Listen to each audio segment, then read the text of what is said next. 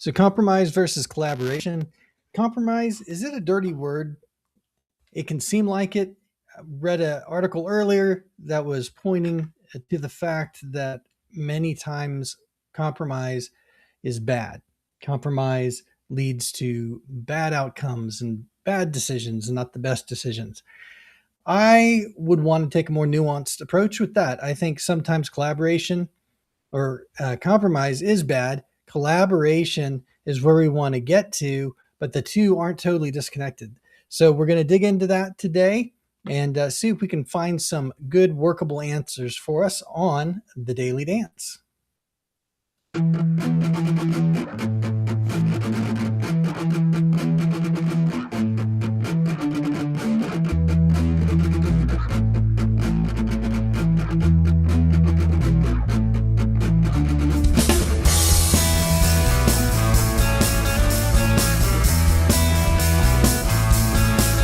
Welcome to the Daily Dance with your host, Brad Richardson.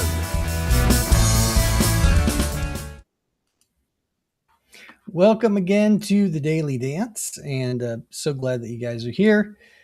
We are looking at Tuesday, and my gosh, what day of the month is it? It is Tuesday the 21st already, and just flying by. But thanks for joining. This is the Daily Dance. It's supposed to be a shot in the arm, hopefully, for each of you, a little bit of encouragement when you tune in, when you watch an episode. The name comes from our habit of every day you got to do your daily dance. Now, best that you do your own dance before you start for the day, before you leave for work, and do a little dance a little jig, and get yourself ready for the day. It feels a little bit silly. It's supposed to. We don't want to take ourselves too seriously, no matter where we've gotten in our careers and lives. Do not take yourself too seriously, but we want to take what we're dealing with very seriously, because how we live our lives affects us and our families and our friends and our communities. So we take that with great seriousness, but ourselves not so much. So with that in mind, either in your chair, stand up, get workmates or family involved, but it's time to do your daily dance.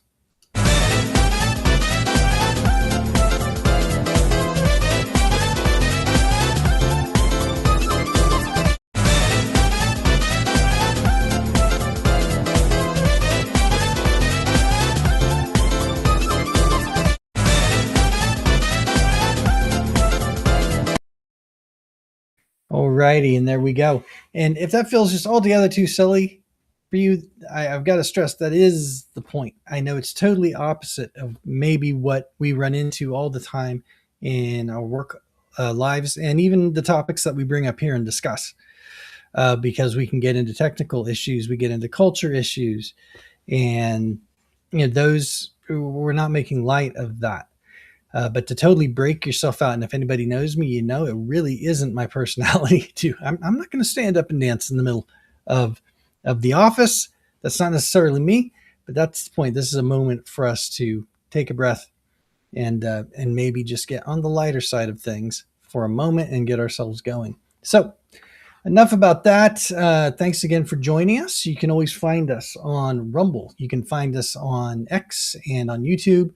You can find us on LinkedIn, and you can find us on Locals, and would love to see everybody on Locals if we could build a community there and have some good, meaningful discussions around topics that affect each of us every day. That would be great. So today, compromise versus collaboration. And this I ripped right from a video someone had posted of Jeff Bezos, I believe, who was talking about compromise always being the worst way to resolve conflict when there's difference of opinions. And I appreciate and understand what he was saying, but it sent me down a different path, because when there is compromise that is bad and less than and the easy way out, but I also believe there's compromise that leads to collaboration. And I want to take a look at the difference between those two. To me, it's very similar to the discussions that we have about how there is a, a simplicity this side of complexity, and there's a simplicity on the other side of complexity. And I don't know if you've heard me discuss that, but that's simply the idea that there is a simplicity that is simple just because we haven't put a whole lot into it. We've gone with just the bare bones solution, bare bones idea. There's not a lot to it. It's not elegant. It's just simple, like a stick is simple. But then there's a simplicity on the other side of complexity. As we get to more complex issues, we accept the complexity of those issues, but then we think through them, and in deep thought and thinking through issues, we can come to the other side of the complexity with an elegant solution that it appears simple and operates simply, but it still takes into account all the needs of the complex issue. So this to me is similar. There's compromise that is on this side of a conflict. Of it's simply we're just diffusing the conflict and finding something so we can move on. But there's compromise on the other side of conflict that can come from collaboration, where we accept the conflict, we understand the issues, we ask the questions, and then we collaborate to find the absolute best solution. And usually there's some give and take there. So when we get into that, this whole situation, right, it's because we need a decision. We need a decision, and we know how deadly it can be to not make a decision when a decision is needed. The idea that any decision is better than no decision, which I don't agree with in every case, but I understand the thought and mentality that comes with that, especially if you're in a young, fast growing business or fast growing market. There always does come a point, wherever it is, where a decision needs to be made. And there needs to be a decision, but there are differing opinions. There is conflict that comes from the differing viewpoints. And we need to decide, you need to decide how you're going to get past that. Are you going to just make a decision for the sake of making a decision? Are you going to compromise, or is there something more? And I think there is. Because there's compromise and there's compromise. As I was mentioning before, there's compromise where you are simply, it can feel right and it can feel generous and magnanimous because you're going, okay, well, you're not getting everything you want. I'm not getting everything I want. So therefore we have compromised and we've found something that will allow us to move forward. And I think that's what was being discussed in the video that I saw, of where you end up with not a very good solution, because that compromise is simply people maybe not even sticking to your guns and sticking to your convictions about what you think the best idea is, for the sake of compromise, so that you can move on. And that is bad, simply because that has to jettison the principle of that the best idea needs to win. And I think that's an important conviction that businesses and individuals need to have, that we have to be committed, especially in a group setting, that the best idea will always win, because that shoots past, if we really stick to that, it shoots past politics. It doesn't matter if the idea comes from the CEO or the janitor. If the best idea, the ideas themselves have to stand on their own merit, and the best idea needs to win. And so there can be, and there should be, give and take in these discussions. People can fight for their what they believe to be best. And in doing so, though, if everybody's honest and we pull the individual threads in everybody's argument, right, one person may have several elements to their argument that there are excellent ideas in that. And there's excellent ideas over here. And that compromise is just taking the best from both worlds, where there is synergy, where they do fit together. And then we come up with something better. And for me, this does relate back to music and creativity, where there's groups, where there's let's just say where there's groups, you see the collaboration. Your McCartney and Lennon and all those situations where people can collaborate, you end up making something more and better than what it would have been had you just gotten your way. And look, I understand too, using the music example, there are some of the best artists are artists that wrote all their own stuff, but they still had producers, they still had a team around them. And granted, there can be exceptionally gifted people who you do just want to listen to. They have the best idea. They are the one you want to follow and listen to. But that's by far an exception. Okay, that's an exception to the rule. At the end of the day, most great works have been made by some sort of collaboration. Even you're talking about McCartney and Lennon, but they had their producer, George Martin, who the Beatles wouldn't have been the Beatles without him. So there was still collaboration. So I want to just put that in there, because were they compromising? Well, yes, but collaboration is a little different, isn't it? It isn't just, oh, I'm going to give up these bits. It's no, we're all working together to make it better. And so if you steer away from that type of compromise and insist that one argument has to win over the other completely, you're going to miss opportunities. And it doesn't mean that you can't succeed that way. Obviously, a lot of people do. Depends on the people that you have involved, personalities and talents that are involved. But at the end of the day, I still think that type of collaboration, good collaboration, directed collaboration, is going to produce a better result. So we shouldn't be afraid of compromise unless it is the first type we discussed. If you are just compromising to get past a disagreement, you just want to get past it and move on, yeah, that can lead you to a bad place. That can be less than stellar as far as the results that you're going to get. I agree with that.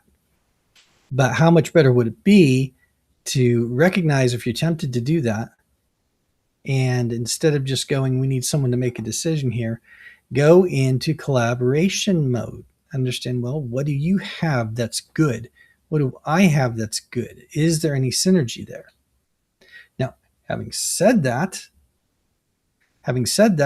you can still get to a point where, yes, it needs to go up the chain, and someone up above that discussion is going to have to make a decision. If there's conflict, if it isn't reconcilable, okay, fine. Yes, send it up the chain. Let that decision be made. Go with it and make the best of it. But I think you hear what I'm saying. That on the whole, let's not just say, ooh, compromise is bad. What type of compromise? At what point? And if maybe compromise is the wrong word, but compromise has to be there somewhere in our collaboration. Collaboration makes you feel better? Fine. Then let's move past compromise to collaboration. Let's be sure to do that. And the reason that we do is because we create the best ideas together. We do. You can have the core of an excellent idea, an innovative idea. It can be the genesis of a genre-altering idea. But having talented people around you that can refine that and can call out the weaknesses and enhance it, it's always going to make it better. And to succeed, we really do need to shoot for the best, the absolute best that we can do, because mediocre ideas get forgotten. We remember the really bad ones, and then we remember the really good ones. Those are the ones that get notoriety and stand out. The biggest problem just about any market has is just the saturation, right? The saturation of markets. And it's so hard to be heard anymore because much of what all of us can do, there's millions, okay, not millions, but there are a lot of people that can do it and produce it. There's a lot of noise, let's say. There is a lot of white noise out there. And so to rise above that, you need to be top 10% or bottom 10% can get notoriety in its own way. But you need to stand out. And so we need to create the best ideas. And it's, oh my gosh, I can't remember who was saying it the other day. It just came to my mind.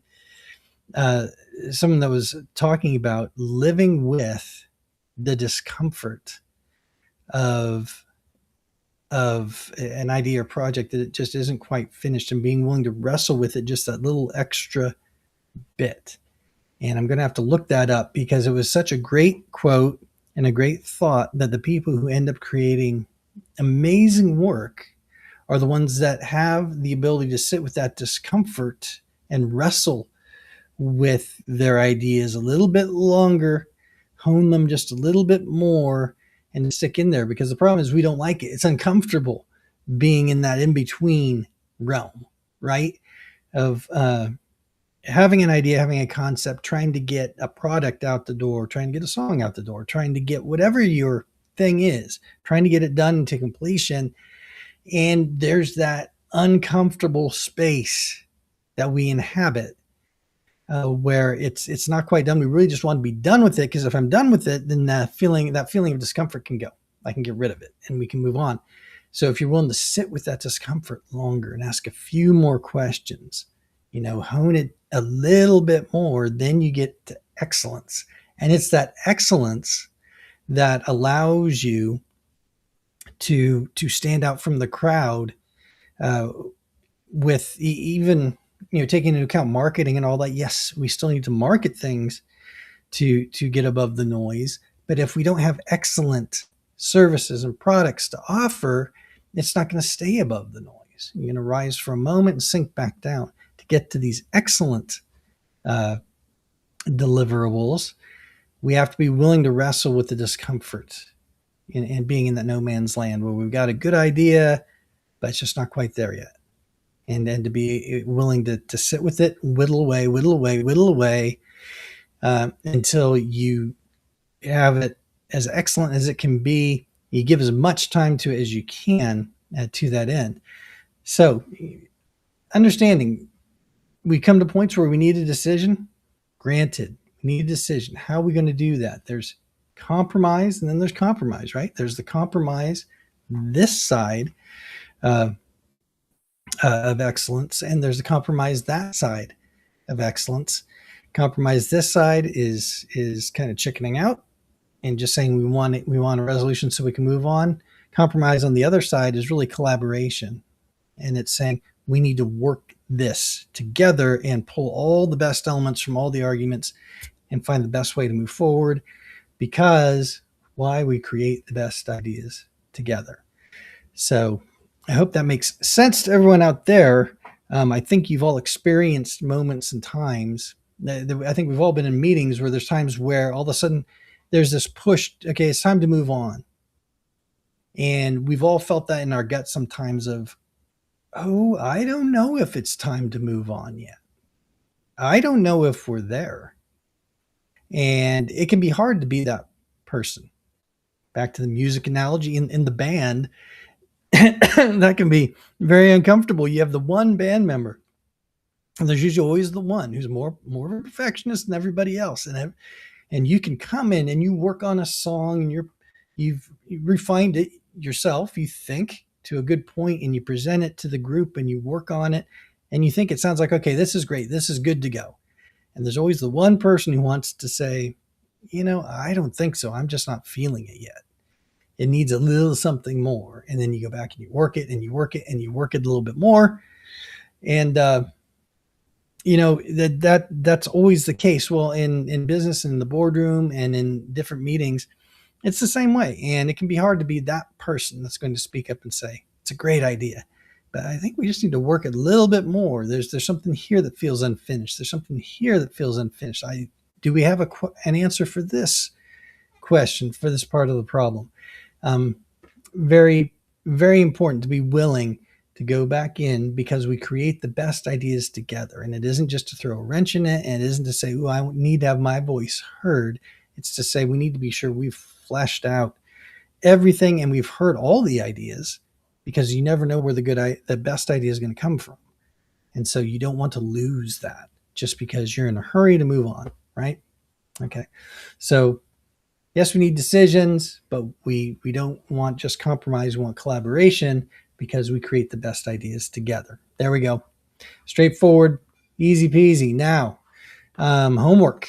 What is our homework for today? Well, how about this? Identify where you've taken the path of least resistance.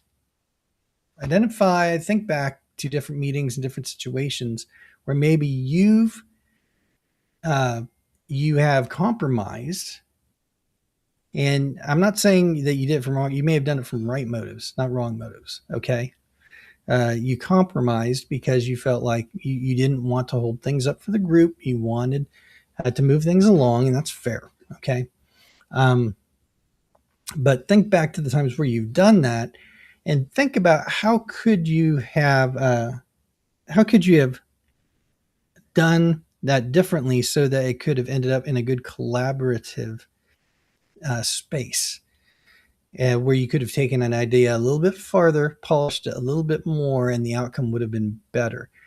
Think back and try to identify those, and so that then when those situations come up again, you might be able to uh, recognize them faster, and will have practiced in your mind, how you want to interact in those situations. Because no, you don't want to be a uh, a shoe, a shoe thrown into the gears. You want to be able to contribute and inspire collaboration, and there's different ways to do that. So think about it. Think how you would introduce that, how you would say, this all sounds good, but I was just thinking, or I was noticing this. I'm kind of uncomfortable with this one point. Can we look at that a little bit closer? Because I think we can do better. And maybe that's a good line to remember in discussions like this, right? It's not, oh, I think you're wrong. It's just, I think we can do better. I think there's more here. I think we're leaving something on the table. So let's, can we move ahead with this in a different way? And you'll be glad that you did. And it develops good teamwork. It develops good energy, good synergy on teams. And a lot of these are buzzwords, but they're there for a reason. They mean something, and it's this interaction between human beings and our brains and the way that they work. And by bringing together all of our ideas and all that we are together, and we learn to mesh together and work together well, this is where we learn to do that. And when we learn to do that, we come up with the better ideas, and we do business better, and we move more efficiently. And that can be very fun. That's exciting to me. I hope it's exciting to you, because that type of collaboration is thrilling. When you see your idea added to by this person, and you get to add back to that, and everyone starts to chip in, and the sum of all that is much more than its parts. The sum ends up being much more than its parts. And that is exciting. It's good for your business. It's good for your career. It's good for your family if you do this in your family gatherings, and how you move forward as a group. So hope that helps. These, to me, are important principles. And again, some of it just came about because of different things that I see in different business discussions online. And I think these are good mentalities that we can bring in, regardless of our position, that we can bring into whatever meetings that we're in, and help things move along toward a healthier culture and better decisions and more success for everybody involved. So thank you so much for joining the Daily Dance. Please let others know about this little podcast if you think it'll be a benefit to them. Heck, even if you don't think it'll be a benefit to them, let them know. Let them make the decision. Not every show is going to be for everyone. We understand that. We don't really advertise or do anything like that. So if more people are going to find out about it, it's going to be from you guys telling someone. So would appreciate it if you do. Appreciate you spending the time today. Remember that you can find us on X and YouTube, on LinkedIn, on Rumble, and then would love it if you would find us on Locals and become part of a community there that we could build up and have good discussions around these important topics. Okay. Well, thanks again. I hope the rest of your day is just amazing. And until next time,